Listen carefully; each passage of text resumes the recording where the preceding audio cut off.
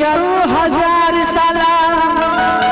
भैया ये उम्र लंबी के लिए कौन कौन लोग भगवान से आशीर्वाद मांगते हैं? ऐसा मसीहा अगर होना चाहिए गांव में, उनका लंबी उम्र के लिए कौन नहीं मांगेंगे भगवान से वरदान? जोरदार हल्ला करके ताली बजनी चाहिए ओम प्रकाश भैया के लिए। कहेंगे कि जिया हो बिहार के लाला, आर जिया 2000 साला, जिया हो तू घोर बाबा, जिया 2000 साला, आर जिया 2000 जी के। मैं चाहूंगी भैया थोड़ा सा रिक्वेस्ट है, हाँ जी थोड़ा सा, बुरा नहीं मानिएगा, अगर बुरा लग रहा होगा तो माफ कर दीजिएगा। आज आप ही पे पूरा समस्तीपुर चल रहा है आज के डेट में। थोड़ा सा जोरदार ताली हो जाए भैया के लिए।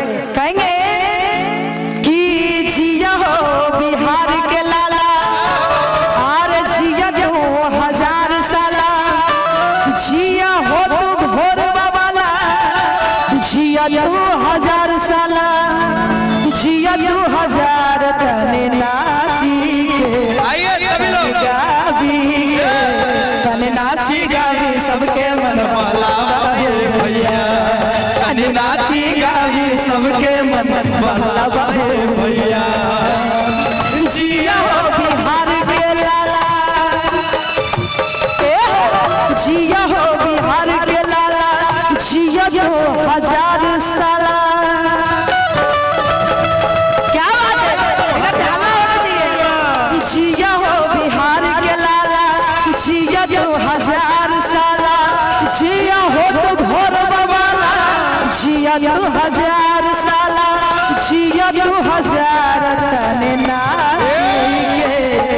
एक दादी प्यारा सा पुरस्कार दे रहे हैं, बहुत बहुत धन्यवाद, थैंक यू सो मच। कि जिया 2000 साला, जिया 2000 साला, आर जिया 2000 तने नाचिए, तने गाविए, तने कही बोली सबके मन बहलावे भैया, तनी नाची गाई सबके मन बहलावे भैया, तनी नाची गाई सबके मन बहलावे भैया। जोरदार ताली बजनी चाहिए। क्या बात है,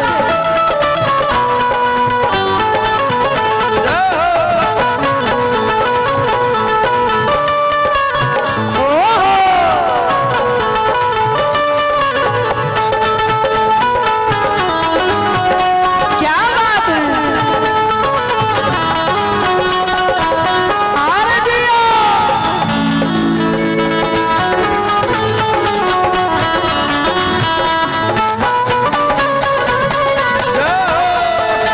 तनी नाची गाई सबके मन बहलावे भैया।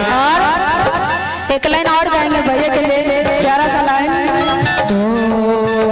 आप आए तो आया मुझे याद, गले में आज चांद निकला।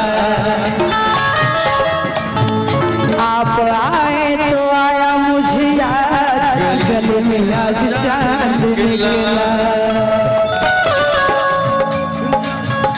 आप आए तो आया मुझे याद, आप आए तो आया मुझे याद, गले में आज चांद निकला, गली में आज चांद निकला, गले में आज चांद निकला।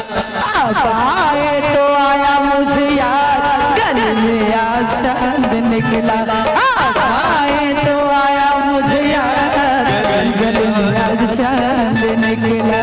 नाची गाई सबके मन बहलावे भैया, तनी नाची गाई सबके मन बहलावे भैया, तनी नाची गाए सबके मन बहलावे।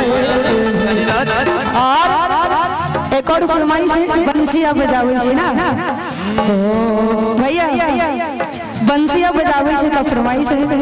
दो लाइन सब गाना सुना दे रही है।